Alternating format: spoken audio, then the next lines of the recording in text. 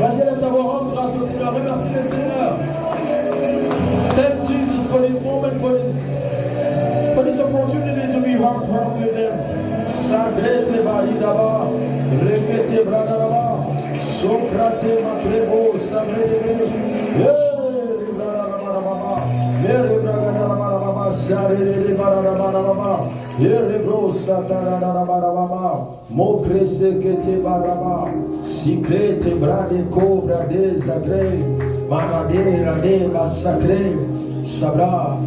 Oh Father, thank you for your grace. Thank you for your mercy. Thank you for your love. Thank you for your forgiveness. Thank you for the precious blood of Jesus. Thank you, Yahweh, de continuer à nous faire du bien. Merci de continuer à renouveler tes bontés sur nous. Merci, Yahweh, de continuer à nous restaurer encore chaque jour, tous les jours. Merci pour tous tes bienfaits. Que ton nom soit célébré à jamais. Sois le seul et l'unique Elohim que nous allons continuer à élever, célébrer, glorifier dans nos vies, dans nos familles, partout où nous nous retrouvons. In the name of Jesus. In the name of Jesus. Amen. In the name of Jesus. Amen. Amen.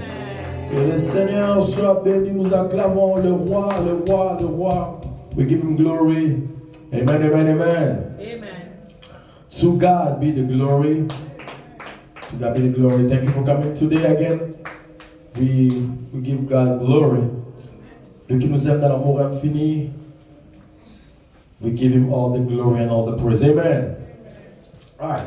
Aujourd'hui, nous allons parler sur un sujet que nous pouvons avoir une idée déjà. C'est la repentance, encore repentance vs confession of sins. La repentance ou encore la confession des péchés. Repentance ou encore confession des péchés. Amen. Nous sommes basés sur le texte de Luc, chapitre 16, verset 30.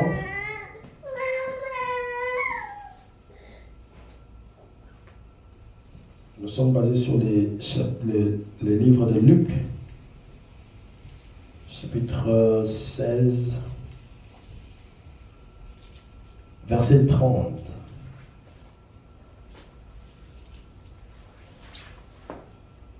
Je vais lire au nom de Jésus, je vais lire dans la version Louis II. Et il dit, non, Père Abraham, mais si quelqu'un des morts va vers eux, ils se repentiront. Il dit, non, Père Abraham, mais si quelqu'un des morts va vers eux, ils se repentiront. En fait, pour mieux comprendre cette histoire, je voudrais bien en fait commencer à partir du verset 19. C'est l'histoire où Jésus est en train de parler du pauvre Lazare. Je crois que c'est une histoire connue. Le pauvre Lazare et le riche. Le pauvre Lazare habitait, il restait en dehors de la maison du riche. Je vais essayer de résumer l'histoire. Et le riche, il était dans sa gloire, il vivait tout ce qu'il avait, il avait beaucoup d'argent et tout. Et le pauvre, il était non seulement pas pauvre, mais il était aussi, il avait des ulcères sur son corps, au point que les chiens venaient et léchaient sa peau. Donc il était dans une condition très misérable. Et il habitait devant pratiquement la porte du riche. Et le riche, il vivait sa vie tranquillement.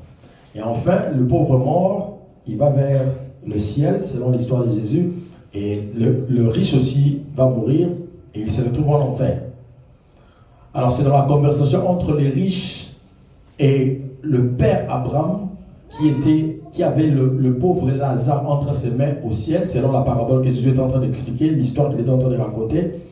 C'est la conversation là qui a amené le riche à dire à Abraham, s'il te plaît, si les gens qui sont restés sur la terre, ses frères, il disait ceci dans le verset 29, il dit, Abraham répondit, au verset 28, c'est pour qu'il atteste, je dirais encore verset 27, le riche dit, je te prie donc, Père Abraham, d'envoyer Lazare dans la maison de mon père, car j'ai 5 frères. C'est pour qu'il leur atteste ces choses, afin qu'ils ne viennent pas aussi dans ces lieux de tourment. Verset 29, Abraham répondit, ils ont Moïse et les prophètes qui les écoutent. Alors c'est maintenant le verset 30 que je venais de lire tout à l'heure. Et il dit, ça c'est le riche qui parle, non, Père Abraham, mais si quelqu'un des morts va vers eux, ils se repentiront. Amen. Comme je lis le texte, le thème d'aujourd'hui, ce sera la repentance, ou encore la repentance contre la confession. Si vous voulez, nous allons parler de la repentance, nous allons aussi parler de la confession de péché pour voir quelle est la différence, ou encore comment est-ce que ça marche en collaboration. Amen, amen. Alors, la confession, comme vous pouvez avoir une idée, la confession, c'est simplement le fait de reconnaître ce que l'on fait, de reconnaître que ce que l'on fait est mal aux yeux des dieux ou encore aux yeux, parfois, des hommes. C'est ça, pratiquement, la confession. Et c'est ce que nous faisons la plupart des cas. La confession, je dis encore, c'est le fait de reconnaître que ce que l'on a fait est mal, pratiquement, aux yeux de Dieu et bien aussi aux yeux des hommes, parce que parfois nous péchons aussi contre les hommes. Comme l'a dit le fils prodigue, quand il est revenu en lui-même, la Bible dit, il dit, j'irai vers mon Père et je dirai, j'ai péché contre le ciel et j'ai péché aussi contre toi. Donc nous péchons aussi envers les hommes. Nous faisons aussi du mal qui offense les hommes, n'est-ce pas? Alors la confession, c'est le fait de reconnaître ce que l'on a fait, que c'était mal, d'abord, aux yeux bien sûr de Dieu et aux hommes. Ma femme a dit quelque chose hier, alors que Fafa disait « I'm sorry ». Fafa est allée prendre le Fanta qu'elle n'est pas censée boire. Et elle est allée boire. Quand nous sommes arrivés, elle a confessé. Elle dit elle-même que je fais quelque chose de pas bien. Elle a dit « I did something that I'm not supposed to do ». Et elle a confessé « I drank Fanta and I'm sorry ». Alors ma femme a dit « Being sorry and do the thing again, so that means you're not really sorry ». Elle a bien explicité ça, j'ai aimé. C'est-à-dire, reconnaître que ce que j'ai fait est mauvais, c'est une bonne chose. Mais revenir sur ça, encore une fois de plus, c'est-à-dire tu n'as pas réellement été sorry. Donc tu n'as pas réellement regretté l'acte que tu as posé. Est-ce que je vais parler à quelqu'un? Alors c'était quelque chose d'important que j'ai entendu, j'ai aimé aussi. Donc ça fait partie de ce que l'on appelle la confession. C'est-à-dire on reconnaît d'abord que ce que l'on a fait est mal, aux yeux de Dieu bien sûr, et parfois aux yeux des hommes. Ça c'est la confession. Une autre définition de la confession, c'est aussi de dire ou encore d'avouer avec les paroles que l'on reconnaît qu'un acte posé ou encore une parole prononcée est une offense à Dieu ou encore à un individu. Donc c'est pratiquement les mêmes choses mais avec une autre tournure. Donc reconnaissance interne d'une parole ou encore d'un acte posé. Alors, la confession, c'est la chose que la plupart des cas, les enfants de Dieu, nous prenons plaisir à faire. La confession, c'est parmi les choses que les enfants de Dieu prennent plaisir à faire. Certains, bien sûr, pas tous. Parce qu'il y a de ceux-là, il y a de ces enfants de Dieu qui ont atteint un niveau où ce qu'ils font, ça, ils savent que ce qu'ils font là n'est pas bien, mais ils maintiennent cela et ils ne confessent cela, ils ne confessent plus. Ils n'en parlent plus, ils ne considèrent plus cela comme un problème. L'Église catholique a réussi à faire quelque chose qu'ils appellent, je sais pas, la confesse. C'est-à-dire, ils ont un truc qu'ils ont dans leur bâtiment de culte, où le prêtre s'assoit, pour les anciens catholiques, le prêtre s'assoit d'un côté, et la personne qui vient confesser le péché vient, et puis il y a quelque chose qui leur parle. C'est comme put something in the middle so they can now really see each other. So, c'est comme si juste le prêtre a besoin de donner seulement son oreille et la personne vient pour dire confesser le péché. Et il paraît que certains prêtres en France ou encore en Europe, ils commencent à collaborer avec l'État pour attraper des mauvaises personnes. C'est-à-dire quand tu viens, tu dis j'ai mon prêtre, j'ai tué quelqu'un ou encore j'ai volé à la banque. Le prêtre entend et puis il va donner l'information à la police et puis on t'arrête. C'est-à-dire, selon la définition de la confession, normalement, si vous allez sur Google, on va vous dire la confession, c'est le fait d'aller dire à un prêtre les mal que. Donc, ça a été connu comme ça. Confession, c'est le fait d'aller vers le prêtre. Et souvent, c'est les samedis. Il paraît, je ne sais pas si c'est partout comme ça, à Kinshasa, c'est le samedi qu'il faut aller confesser les péchés de toute la semaine. Donc, vous venez, vous dites, voilà, j'ai fait ceci, j'ai fait cela, vraiment. demander à Dieu de me pardonner, et le prêtre, lui qui est le pont entre Dieu, n'est-ce pas, et les hommes, il va demander pardon pour toi. Alors, c'est cette mentalité qui a été, bien sûr, diffusée ou encore qui a été pratiquement partagée. La plupart des gens connaissent cela comme une façon de vivre, c'est-à-dire c'est comme ça qu'il faut faire. Et il y a ceux-là qui se mettaient tranquillement en train de faire des mauvaises choses du lundi à vendredi, sachant que avant dimanche, c'est pas problème, avant dimanche, j'irai vers le prêtre et je dirai ces choses et puis c'est fini. Ça, c'est un problème, comme je l'ai dit, que les enfants de Dieu, certains, pas plusieurs, il y a d'autres qui d'ailleurs choisissent de ne rien confesser, c'est-à-dire ils sont à l'aise dans ce qu'ils font, ils ne les disent pas, ils ne les confessent pas. Alors je voudrais dire que la confession, déjà, ce n'est pas aller faire vers un homme d'abord, ce n'est pas aller faire vers un homme, c'est envers Dieu que nous confessons d'abord, ok?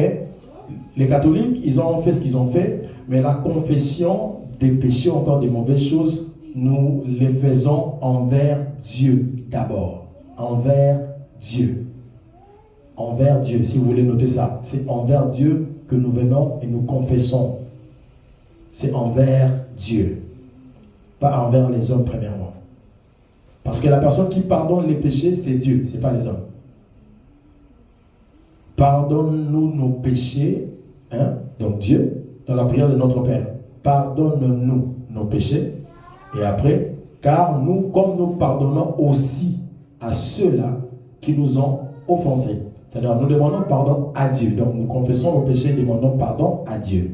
Pas aux hommes d'abord. Ok? Alors, parce que le péché, comme l'a dit le fils prodigue, il dit, j'ai péché contre Dieu, contre le ciel, comme il a dit, et contre toi, mon Père. Donc, j'ai péché contre Dieu. Ce que j'ai fait là n'a pas plu à Dieu et n'a pas plu, n'est-ce pas, à toi, mon Père. Alors, la différence maintenant entre la confession et la repentance. La repentance, bien au contraire, ce n'est pas seulement le fait de dire, je l'ai souvent cité ici, mais je voudrais aujourd'hui donner quelques éléments qui vont vraiment nous détailler et nous aider à comprendre cette différence et maintenir, n'est-ce pas, ce cas.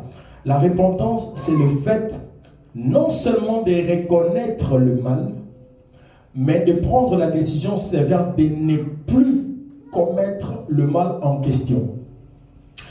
Qu'est-ce que les maris, la plupart des cas, les maris, les hommes mariés, s'amusent avec cette histoire envers la femme?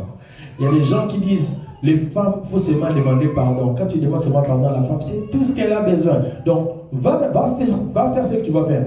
Reviens seulement, demande pardon. Elle va te pardonner. Elles sont sensibles. Les femmes aiment ça. Ils aiment les hommes qui s'humilient, qui descendent. Je me rappelle, je connais encore un jeune couple qui pratiquement traversait des problèmes. Et le gars, il s'est humilié. Il s'est mis à genoux. Même pardon. Et la fille était touchée. Et pratiquement, elle a pardonné. Et puis, ils ont continué ensemble. C'est-à-dire, le concept, c'est que dis seulement pardon. C'est-à-dire, demande seulement pardon, c'est tout ce qu'il faut. Pourtant, la repentance, ce n'est pas le fait de dire seulement pardon ou encore de reconnaître quel est le problème. Le problème de la repentance, c'est d'arrêter le mal, de stopper avec le mal ce qui est considéré comme mal, de ne plus les faire et c'est fini. Et vous verrez dans cet enseignement vers le bas, vous allez constater comment est-ce que Dieu considère plus la repentance que la confession. Vous allez voir ça. Amen, amen. Alors, donc comme je l'ai dit, la repentance, c'est plutôt se détourner. Donc prendre la décision sévère d'arrêter le mal qui a été considéré comme mal et de ne plus jamais le faire. Alors nous avançons. Le livre de Proverbes 28, verset 13 dit ceci. C'est lui qui cache ses transgressions ne prospère point. Mais maintenant écoutez, la deuxième partie. Mais c'est lui qui les avoue et les délaisse obtient miséricorde. C'est lui qui cache ses transgressions ne prospère point. Mais c'est lui qui les avoue. Donc ça veut dire confession. Mais deuxième élément, les délaisse. C'est la deuxième partie qui détermine l'obtention, bien sûr, de la miséricorde. Ce que nous savons dans 1 Jean 1,9, ce qui est vrai, ce qui est sûr, si nous confessons nos péchés, il est fidèle et juste pour nous les pardonner. Ça, c'est une garantie de la part de Dieu. Fidèle et juste pour nous pardonner et pour nous purifier, bien sûr, de toute iniquité. Amen, amen. Donc je voudrais vraiment être beaucoup plus, je voudrais vraiment créer la bonne balance entre la confession et la repentance, parce que beaucoup d'enfants de Dieu, je vous dis, nous allons être tellement surpris que le dernier jour, tu te dis, mais attends, mais je pensais que on commence comme le riche là, il n'imaginait pas qu'il allait se retrouver en enfer. Il n'était pas conscient que le simple fait qu'il était en train de négliger le pauvre Lazare qui vivait devant lui était un problème devant Dieu. C'est-à-dire, c'est-à-dire, il y a des choses que Dieu considère comme mal. Je te dis, si le Saint-Esprit ne te révèle pas, tu vas te retrouver dans des problèmes terribles et tu te poses des questions. Mais qu'est-ce que j'ai fait? Amen, amen. C'est très important de savoir ça. Alors, nous avançons, comme je l'ai dit dans Proverbe 28, 13. C'est lui qui cache ça, ça définit bien clairement cette histoire. C'est lui qui cache ses transgressions et prospère point. Mais c'est lui qui les avoue et les délaisse, obtient miséricorde. Alors, nous évoluons maintenant. L'élément qui détermine maintenant que Dieu aime plus la repentance que la confession, ou encore Dieu s'attend à nous plus à la repentance qu'aux confessions simplement de péché. Matthieu 12, 41 nous dit ceci. Jésus est en train de parler, pratiquement comme il a toujours eu le temps de parler avec la foule. Il y a eu des scribes et des pharisiens qui sont venus vers lui. Ils lui ont demandé de faire un miracle. Il dit, Jésus, opère un miracle. Et Jésus a commencé à parler. Au lieu d'opérer le miracle, il commence à parler. Il leur donne beaucoup d'éléments. Et l'un de ces éléments, il leur dit dans Matthieu 12, 41, les hommes de Ninive s'élèveront au jour du jugement avec cette génération et la condamneront, parce qu'ils se repentirent à la prédication de Jonas. Et voici, ici, il y a plus que Jonas. Les hommes de Ninive, je ne sais pas encore, s'élèveront au jour du jugement avec cette génération et la condamneront parce qu'ils se repentirent à la prédication de Jonas. Et voici, il y a ici plus que Jonas. Là, c'est Jésus qui parle. Qu'est-ce qui a poussé le Seigneur Jésus-Christ à parler en ces termes? Parce que le constat qu'il avait fait, d'abord, avant d'introduire cette histoire, il avait traité de ces gens-là, il les avait appelés, vous, adultères, et les gens qui commettent de mauvaises choses. Vous, adultères, comme on l'a expliqué l'autre fois, c'est toutes ces personnes-là qui choisissent, n'est-ce pas, de se détourner de Dieu et de faire des choses qui sont mal et qui vivent cette vie-là, qui pratiquent cela comme ça. Donc, ils deviennent des gens qu'on appelait adultères en Israël, qui se détournent de Dieu, n'est-ce pas? Alors, Jésus a dit, vous, adultères, vous, n'est-ce pas, des gens de cette génération, de mauvais cœurs, de mauvaises choses, vous, cette génération, alors que la génération de Jonas, des gens qui étaient à Ninive, quand Jonas leur a parlé, leur a prêché, ils se sont repentis. Moi, je suis ici, je suis plus que Jonas. Je vous parle, mais vous refusez de changer votre vie. C'est pourquoi il leur a dit, en ce jour-là, ce peuple-là de Ninive s'élèveront et vous condamneront vous. Parce que vous avez ici plus que Jonas, la personne qui est censée vous ramener sur les bons chemins, mais vous refusez de m'écouter et vous pensez que vous allez vous empêcher d'être condamné. Ça me fait comprendre ici? Est-ce que j'essaie de me faire comprendre? Amen, amen, amen. Je ne voudrais pas vous perdre. Alors, dans Luc 13, 3, il est dit, non, je vous le dis, mais si vous ne vous repentez pas, vous périrez tous également. Ici, je suis en train de vous donner les éléments qui déterminent que Dieu préfère plus la repentance que simplement la confession. Luc 13, 3, je répète encore, non, je vous le dis, mais si vous ne vous repentez, vous périrez tous également. Ici, Jésus est en train, n'est-ce pas, de parler. On lui racontait une histoire qui s'était passée, qu'il y avait quelque chose qui s'était passé, il y avait des gens qui étaient morts quelque part là, dans Galilée, et on était en train de parler de ces gens. Alors Jésus a dit, vous pensez que ces gens qui sont morts, ils sont beaucoup plus pécheurs que vous, mais si là, vous aussi, si vous ne vous repentez, guess what? Vous allez aussi périr comme ces gens. Périr, pas seulement mourir maintenant, mais aussi la mort éternelle. Amen. Amen, amen. Alors, Jésus était tout le temps en train d'insister sur la repentance. Tout le temps en train d'insister sur la repentance. Jean-Baptiste est venu. Il vient, il parle les gens en termes de repentez-vous car le royaume des cieux est proche. Le mot repentance revient encore. Et il a même dit, Jean-Baptiste a même dit aux pharisiens, il dit, produisez donc le fruit digne de la repentance. Produisez donc le fruit digne de la repentance. Je continue. Alors un autre élément qui démontre que la repentance, c'est ce que Dieu préfère le plus. Dans Apocalypse 2, verset 5, vous connaissez l'histoire de l'église d'Éphèse, Jésus dit ceci, souviens-toi donc d'où tu es tombé, répands-toi et pratique tes premières œuvres. Réponds-toi et pratique tes premières œuvres. Sinon, je viendrai à toi et j'ôterai ton chandelier de sa place, à moins que tu te répandes. Repentance, encore on revient ici. Donc, Dieu insiste plus sur la repentance que sur la confession simple. Alors, il faudrait maintenant prendre le temps d'observer comment est-ce que vous fonctionnez dans votre vie de tous les jours. Comment est-ce que vous fonctionnez dans votre vie de tous les jours. La Bible dit ceci. C'est lui qui fait ce qui est mal. C'est-à-dire, je vais expliquer ça comment. Si c'est que tu fais, tu sais que c'est mal, mais tu le fais quand même. Tu sais ce que tu fais là, que c'est mal, mais tu le fais quand même. C'est le genre de problème. Ce que tu fais, tu sais que c'est mal, mais tu le fais quand même. En disant, non, c'est Nzambe, pardon. Nasalango, nan. Et comme elle a dit, hein? Yes. Ça nous tombons souvent sur le problème du concept que la confession de péché suffit. Donc nous voulons maintenir la mauvaise pratique. Nous ne voulons pas arrêter cela. Nous prévoyons, nous avons, comme on dit, c'est-à-dire nous avons, Dieu nous a donné comme, comment on peut l'appeler? Il nous a un way out, c'est-à-dire un issue de secours. C'est-à-dire, toi pêche à toi, quand tu vas confesser, tu auras mon pardon. C'est pas ça. Ce n'est pas ça. Alors, c'est un piège terrible dans lequel la plupart d'enfants de Dieu nous retrouvons. Nous savons très bien beaucoup des choses que nous faisons nous-mêmes en cachette ou en secret. Nous savons que ça là, Dieu n'aime pas. Ça là, Dieu n'aime pas. Ça, Dieu n'aime pas. Mais nous nous disons, maintenant la difficulté de la repentance, c'est quand nous pensons qu'en arrêtant ces choses, il y a quelque chose, c'est comme si on soutirait quelque chose de moi. C'est comme si on m'enlevait, c'est comme si je perdrais quelque chose. C'est ce qui nous maintient dans les mauvaises pratiques.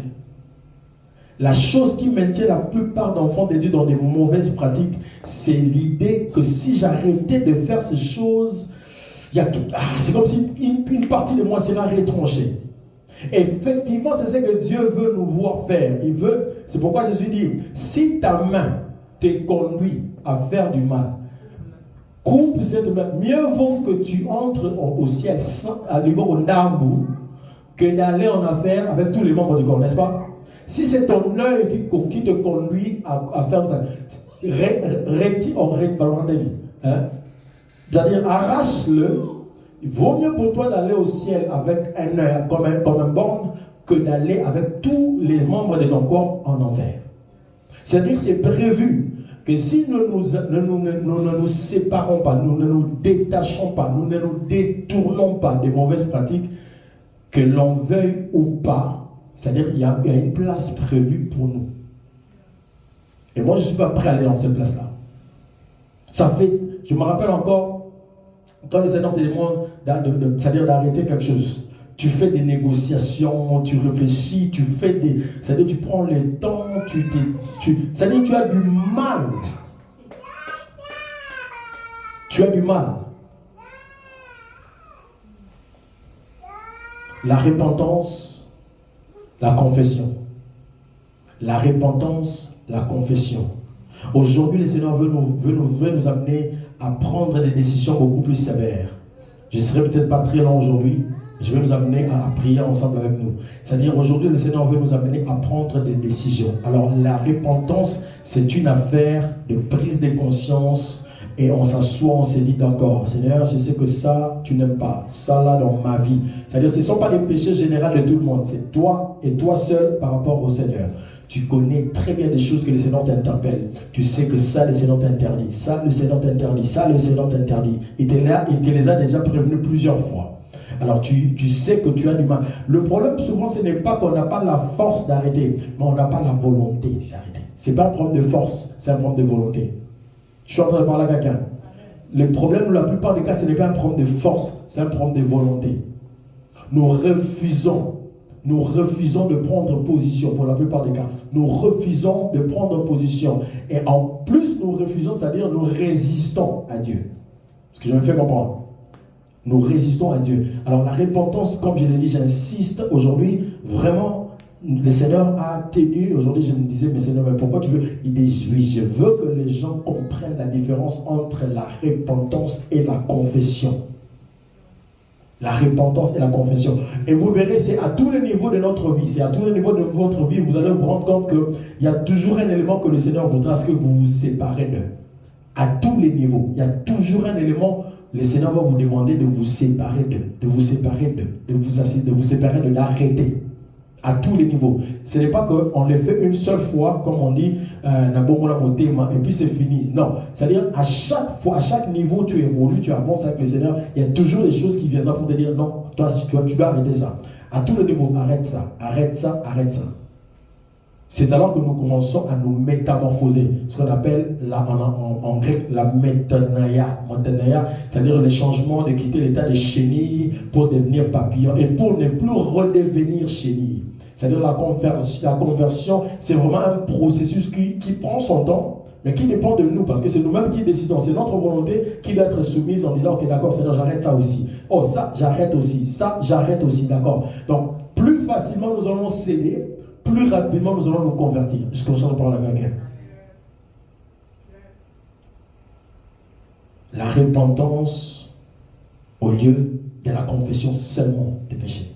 La repentance, la prise de position, la décision sévère sur soi-même. Et la plupart des cas, nous sommes souvent sous influence des autres qui nous entourent, n'est-ce pas? L'influence des autres qui nous entourent. Pas forcément que c'est eux qui sont en train de diriger nos vies, mais nous-mêmes, nous leur donnons de l'espace pour nous maintenir dans des choses que le Seigneur nous interdit. C'est-à-dire, nous-mêmes, nous savons que Dieu m'interpelle sur tel acte. Dieu m'interpelle sur tel acte. Ah, mais j'ai des gens qui me mettent à l'aise dans cet acte. Vous voyez? Dieu m'interpelle sur cet acte. Mais j'ai des gens qui me mettent à l'aise. Alors, pour que j'arrête avec cet acte, ma première étape ça sera c'est-à-dire de m'éloigner d'abord de ces gens qui me mettent à l'aise dans cet acte. Ce que je suis en train de faire comprendre. C'est comme quelqu'un qui suit souvent Instagram ou encore les réseaux sociaux. Tu sais que par exemple, les abonnés ou vos histoires là, tu sais que telle page ne donne que, non encore, ne poste que des histoires qui, n'est-ce pas, m'encouragent à la haine, par exemple. Alors, au lieu de te désabonner, non, tu préfères toujours cliquer sur la page en question et voir les mêmes vidéos et tu sens la haine se reproduire à chaque fois. Tu suis des films nigériens, comme hier, je pourrais prendre l'exemple de hier. On était en train de filmer un film nigérien sur une histoire du couple, tout ça. Il y avait l'ami de, je ne sais pas moi, de la femme, et qui s'est retrouvé en train de coucher avec le mari de son ami. Et j'observais, en fait, on parlait à ma femme qui disait, moi vraiment dans ces cas-ci, je ferai ça, je ferai ceci. Sauf qu'il y a des situations, quand tu les vois, ça excite quelque chose en toi de mauvais, n'est-ce pas? Sans cette histoire, le côté mauvais en toi ne serait pas excité à être actif. Je suis en train de faire comprendre à quelqu'un. Alors, pour arrêter, pour éviter de tomber dans cet acte-là, c'est-à-dire, il y a quelque chose que je dois arrêter de faire, que j'arrête de suivre ce genre d'histoire. Alors ça va m'épargner d'activer mon côté de haine. Je suis en train de parler à quelqu'un. Oui, c'est comme ça que ça... C'est-à-dire, la repentance, c'est-à-dire, je prends une décision sévère d'arrêter la chose à partir de la source. Parce que l'action, c'est souvent un processus. Pour qu'on arrive à poser un acte, il y a tout un processus. Ça commence par la pensée, on est un peu influencé par nos pensées, après on prend la décision et puis on pose l'acte. C'est-à-dire, je dois commencer par la source. Qu'est-ce qui m'amène à poser ce genre d'actes? Est-ce que si je m'assois, la personne là ne m'appelle pas, est-ce que non tombe? Alors, si telle personne que je connais ne m'appelle pas, est-ce que dans ma journée là, je veux tomber? Donc, s'il faut que je me réponde, c'est-à-dire s'il faut que je change, c'est-à-dire s'il faut que je me détourne de ce genre d'activité de coton, ce qui veut dire, je dois arrêter de recevoir l'appel de telle personne, n'est-ce pas? De moi-même, je ne peux pas commencer à coton. Mais seulement quand cette personne-là m'appelle, hey, je sens l'onction de coton. C'est-à-dire, c'est-à-dire, il y a des gens qui en ont tellement, ils en ont même la puissance venant du diable. C'est-à-dire, quand il vient vers toi avec une histoire, donc tu sens en toi la rage. Donc vous vous maintenez des heures et des heures. Oui, tu vas paraître mauvais. C'est en fait ça la signification de cette phrase de Jésus, que si une main t'amène, c'est ça, couper la main. Maintenant, couper la main des. C'est ça le problème. Tu sais que cette main, c'est cette personne-là, dans mon bras. Comme on appelle les gens, c'est mon bras. C'est là, c'est ma jambe. Ah, lui là, c'est vraiment mon bras droit. Donc, comme c'est ce que Jésus voulait dire en fait, la personne là que tu appelles bras droit là, les genres de conversations, ou encore les genres d'histoire, cette personne-là amène dans ta vie. Je te veux arrêter ce genre d'histoire. Est-ce que tu es prêt à couper? Ou tu veux aller avec tous tes membres, c'est-à-dire tu vas avec eux en enfer. Make sense? Ce sont des choses comme je l'ai dit, le riche, il n'était pas conscient que l'acte là seulement de négliger le pauvre Lazare était un problème devant Dieu. Les cotons ou les choses que tu fais là, que tu penses, est-ce que Nzamba qui veut vous exagérez avec vos spiritualités, est-ce que ça c'est un problème? Donc ça dit des choses que toi et moi, nous considérons que, est-ce que ça vraiment Dieu vraiment? Le riche était surpris, mais lui il était pauvre, bon, il était là devant. Moi qu'est-ce que j'ai fait de mal? Il s'est retrouvé en enfer. Est-ce que je suis en train de parler à quelqu'un? Je vous dis, c'est très délicat. C'est pourquoi Jésus a dit, étroite est la porte qui amène au salut, grande est la porte qui amène à la perdition. C'est-à-dire, ça paraît... Quand tu lis comment Jésus est en train d'expliquer le royaume des dieux, tu te rends compte que ça demande beaucoup. Il faut beaucoup couper pour se retrouver très minuscule pour rentrer. Il y a beaucoup de couper, kata, le moula, tika. Et le problème c'est que nous ne sommes pas souvent prêts à faire des couper, kata, tika, le moula. Ça, c'est ce qui nous retient. C'est ce qui nous retient le plus. C'est ce qui nous retient. C'est-à-dire, tu veux entrer dans la porte du royaume, tu as beaucoup de choses qui t'empêchent parce que la porte, elle est petite. La porte, elle est petite. La porte, elle est très petite. Jésus l'a dit, la porte, elle est étroite, elle est petite. Celle qui amène au salut, elle est trop petite. Peu y entreront. Et il a dit, peu y entreront. Or, l'église ne devait pas être un endroit comme le catholique faisait, mettre les gens à l'aise. Vas-y, pêche lundi jusqu'à vendredi. Samedi, viens seulement confesser. Et dimanche, tu viens au culte, puis lundi recommence. Non. Donc, tu confesses et puis tu recommences. Non. Tu confesses, comme Proverbe l'a dit, et puis tu te détournes. Tu délaisses. C'est le côté que Dieu attend de nous. Le côté de délaisser. Délaisser. Abandonner. Arrêter. Stopper. Oh, je ne serai pas ce genre de prédicateur qui viendra pour encourager les gens à faire tout ce qu'ils veulent faire, à être à l'aise. Je ne serai pas. C'est leur aide de nous à ne pas être ce genre de prédicateur. Parce que le premier prédicateur, comme je dis, le plus grand prédicateur, c'est Jésus. C'est lui qui parle de ces choses. C'est lui le plus grand prédicateur. C'est lui qui parle de ces choses. C'est lui qui vient du ciel. C'est lui qui sait, il connaît quels sont les critères à remplir pour entrer au ciel. C'est lui. Et c'est lui qui nous dit des choses, il nous dit des vérités. Comme je l'ai lu sur Apocalypse, il dit, souviens-toi d'où tu es. Il nous donne toujours une chance. Il dit, souviens-toi d'où tu es tombé. Réponds-toi. Il n'a pas dit confesse les péchés. Souviens-toi, c'est-à-dire, c'est déjà le processus de reconnaître que ce que tu as fait là, c'est pas bien. Après, ne t'arrête pas là. Prends la décision d'arrêter. Et pratique maintenant tes premières, c'est-à-dire des bonnes œuvres. Et sinon, il dit, sinon je viendrai à toi et j'ôterai ton chandelier de sa place, à moins que tu ne te répandes. C'est-à-dire la repentance est toujours disponible. Dieu a toujours prévu. Il a mis ça de côté. Il sait que les hommes, c'est-à-dire nous sommes dans le processus. Nous sommes dans les processus. Nous sommes dans les processus. Amen, amen, amen. Il est écrit, abstenez-vous de toute forme de mal. Abstenez-vous de toute forme, c'est-à-dire abstinence, right? Yeah, abstenez-vous de toute forme de mal. Yes, abstinence, yes. Amen, amen. C'est-à-dire, Dieu, il n'a pas prévu, c'est ce qui dérange parfois. C'est-à-dire, Dieu n'a pas prévu que dans son environnement, qui est les gens qui commettent le mal, mais qui vivent avec lui à l'aise. Il n'a pas prévu ça. C'est pas prévu. C'est-à-dire, it's prohibited. Yeah, living in sin and living with God, it doesn't work. Il n'a pas prévu que quelqu'un qui fait, c'est-à-dire tranquillement, commet des choses que lui n'aime pas, et cette personne-là s'assoit avec lui chaque jour. Il n'a pas prévu ça comme ça. C'est pourquoi il prévoit la repentance en te disant, je t'offre une chance de prendre encore une décision d'arrêter.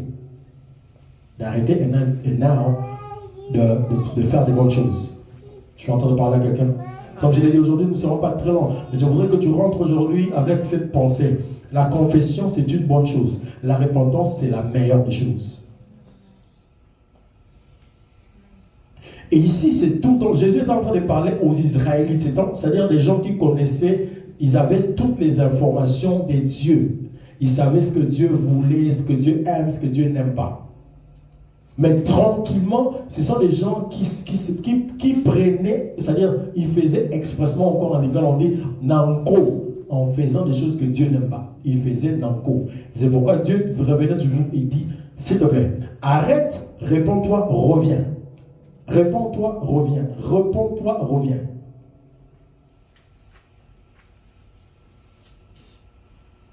We're talking about repentance and confession of sins, okay? So we're talking about the difference between repentance and confession of sins. Et tout ce que nous disons, c'est que nous prenons plaisir à confesser le péché, c'est-à-dire à venir avouer, I know that was wrong, I was wrong, I was wrong, I'm sorry. So, mais après, nous revenons sur la même chose.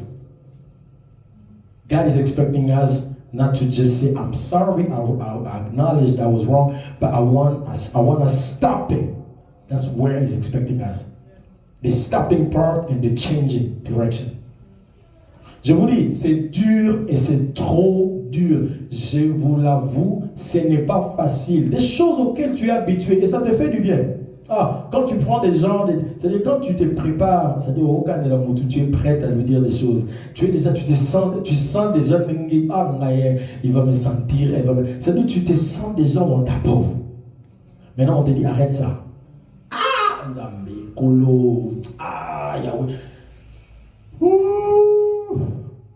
Et ça, ce sont des choses qui amèneront plusieurs en enfer. Parce que nous ne sommes pas prêts à arrêter. C'est comme la femme de Lot. J'ai souvent dit ça. Ma femme, s'il te plaît, je ne dis pas que c'est toi. La femme de Lot, c'était quoi le problème avec elle? C'est-à-dire, on dit, Dieu veut brûler la ville. God wanna destroy this city. Ok?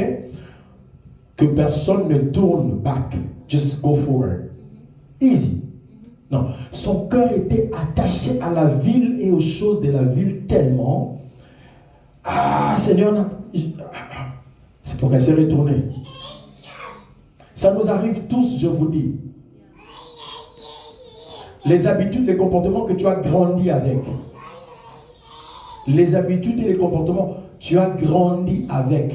C'est-à-dire la réputation que tu as, nous connaissons. C'est-à-dire, même chez nous, on me connaît. Moi, on ne me parle pas comme ça. C'est-à-dire, tu as même une réputation.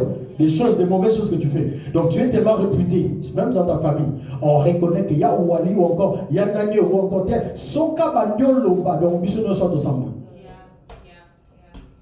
Oh, je viens d'entendre, il y a un ami à moi qui vient de King, il est maintenant aux États-Unis. Il a habité dans le foyer, dans la famille de l'une de ses belles-sœurs.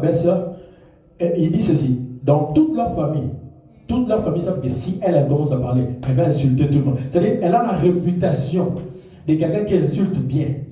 Oh, si on veut insulter quelqu'un, c'est-à-dire, on va la chercher. Yaya, vous avez Yaya chose. C'est-à-dire, vous avez it's what your pride. Donc, notre Yaya, quand elle commence à insulter, elle nous met, c'est-à-dire, nous gagnons.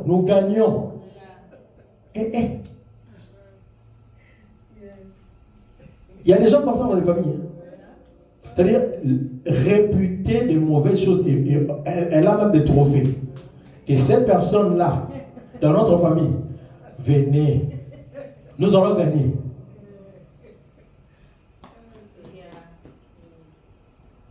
Répondez-vous. Yes. Changez les comportements. Et c'est ce que Pierre a dit aux Israélites quand, le jour de la Pentecôte. Les Israélites, quand Pierre a parlé, la question c'était, frère, que devons-nous faire? Il dit, répentez-vous.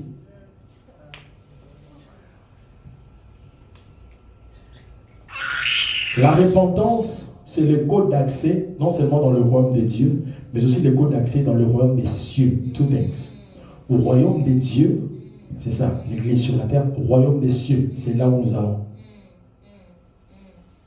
Two things. Tu te répands, tu entres. Tu te répands encore, tu entres là-bas. Mais si je pense que la repentance de l'accès d'entrer dans le royaume des dieux, ce sera la repentance là qui va t'amener. C'est-à-dire maintenant tu entres, je suis sauvé, maintenant tu commences à faire des bêtises encore. Tu penses que cette repentance, on se servira de ça. Ça a expiré. C'est déjà expiré. You gotta keep on changing and stopping and yes. Le problème n'est pas d'apporter le titre d'enfant de Dieu, ce n'est pas ce titre-là.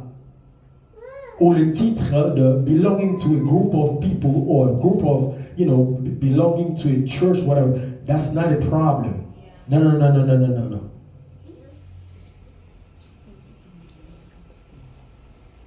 Amen. Est-ce que pour cela nous arrêterons de pécher? Non. Les péchés, les opportunités des péchés, nous les aurons toujours. Les opportunités de péché, nous les aurons toujours. 1 Jean, ce sera peut-être le dernier verset, pour nous donner en fait une idée claire et finale. 1 Jean, je prends chapitre 1, verset 9, si je ne me trompe pas. J'avais lu une partie, j'avais lu le verset 9 qui disait, nous aussi nous confessons nos péchés, il est fidèle et juste pour nous les pardonner et pour purifier de toute iniquité. Dans le verset 10 dit ceci, si nous disons que nous n'avons pas péché, nous faisons de Dieu menteur. Et sa parole n'est point en nous.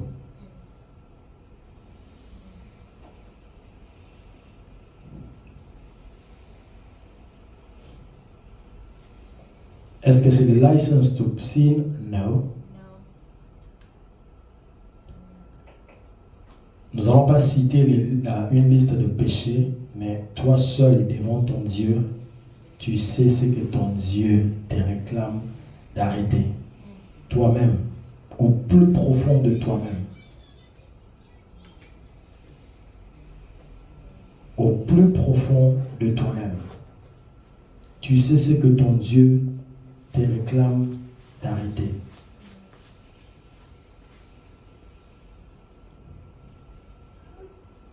Just remember, repentance est une chose, confession des péchés c'en est une autre. On ne prend pas plaisir à toujours revenir vers Dieu pour le même péché, over and over, asking for forgiveness. Make up your mind. Oh oui, si cela sera comme si tu es en train de couper un bras ou d'arracher un œil. Oh oui, ça va faire très mal. Oh, Jésus n'a même pas prévu que tu remplaces cet œil par un autre œil. Il dit, tu vas entrer sans cette partie de toi. C'est-à-dire, il est prévu que quand tu arraches ce bras-là, il n'y a pas un remplacement. Ouh. J'aurais souhaité que quand je coupe ce bras, le Seigneur me donnerait un autre bras. Non, il me dit, mieux vaut entrer avec un bras de moins qu'avec tous les membres et d'aller en enfer. Oui, ça va faire très mal, c'est-à-dire tu vas être borne, c'est-à-dire tu seras un demi-aveugle quand tu arraches ton œil là. Oui, c'est-à-dire tu perdras quelque chose de toi. Ça va te coûter quelque chose de toi. Oui, quelque chose que tu es attaché tellement pendant longtemps.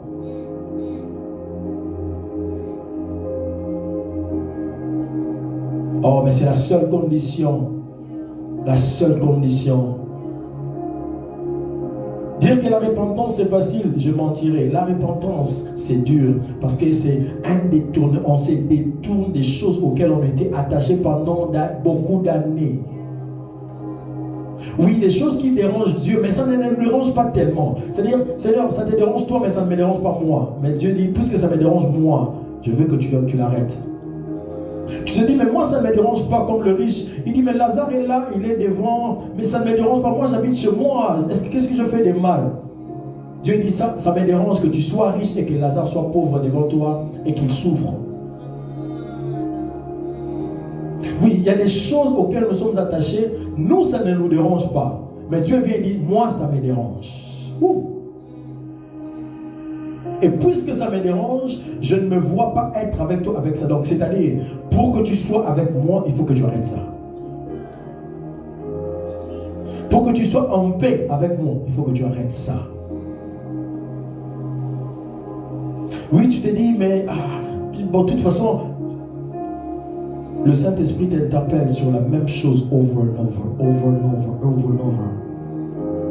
Au point qu'il a constaté que tu prends tellement du temps pour arrêter, il s'est éteint, il n'en parle plus. Et tu penses que maintenant c'est la liberté, tu penses que maintenant c'est bon, tu as le green light. Non. Bien au contraire.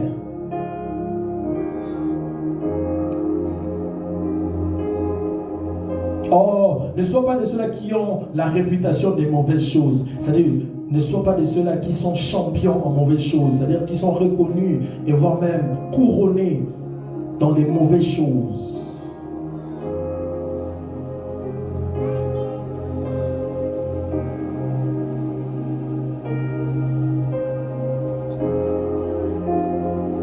Oui, je sais qu'en ce moment tu te dis, que j'arrête vraiment ça, que j'arrête vraiment de toujours prendre l'appel de telle personne, que j'arrête vraiment d'arrêter, vraiment. Oui, c'est l'œil que tu dois arracher, oui, c'est les bras que tu dois couper. Est-ce que tu deviendras ennemi? Non. Mais seulement tu comprendras que cette personne ou encore ce genre de conversation m'amène à faire des choses que Dieu m'interdit moi personnellement.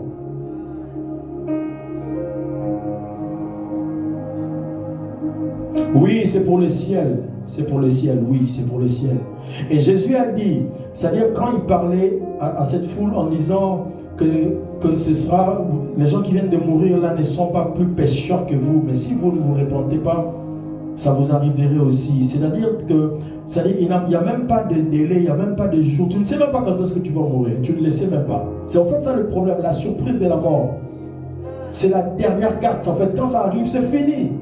Il n'y a plus d'opportunité de repentance, c'est-à-dire c'est fini, et ça s'arrête là et c'est fini. C'est ici et maintenant qu'il y a l'opportunité de la repentance. Oui, un choix très dur, un choix fort, mais à prendre parce qu'on a un ciel à gagner. On a un ciel à gagner. Oui, ça me mettra dans l'isolation, je serai isolé, oui, Seigneur. Mais je sais que tu me rendras capable de tenir.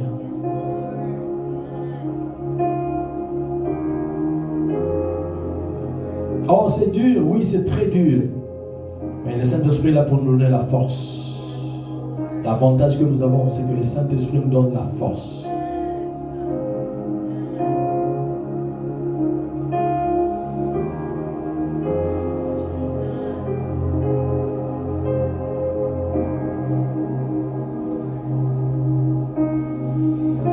Oh, je ne t'encouragerai pas à prendre des décisions maintenant pour dire que Seigneur, ok, d'accord. Mais je voudrais que tu prennes conscience de cette décision que tu prends dans ton cœur.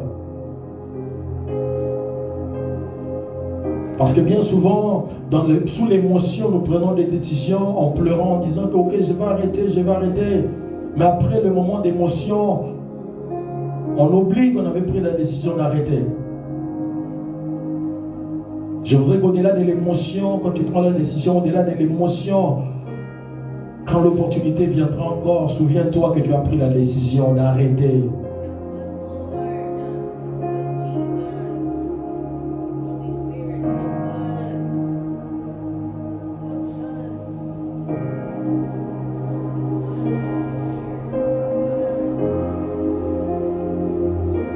Oh Seigneur, rends-nous capables.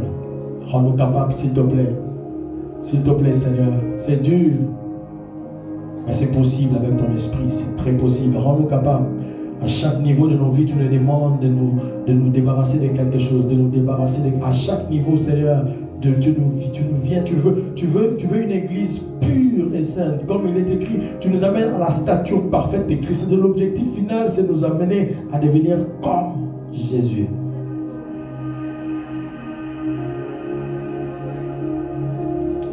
Merci de nous aider, Seigneur. Merci de nous rendre capables. Dans le nom de Jésus, dans le nom de Jésus, nous avons ainsi prié. Et nous disons tous Amen. Amen.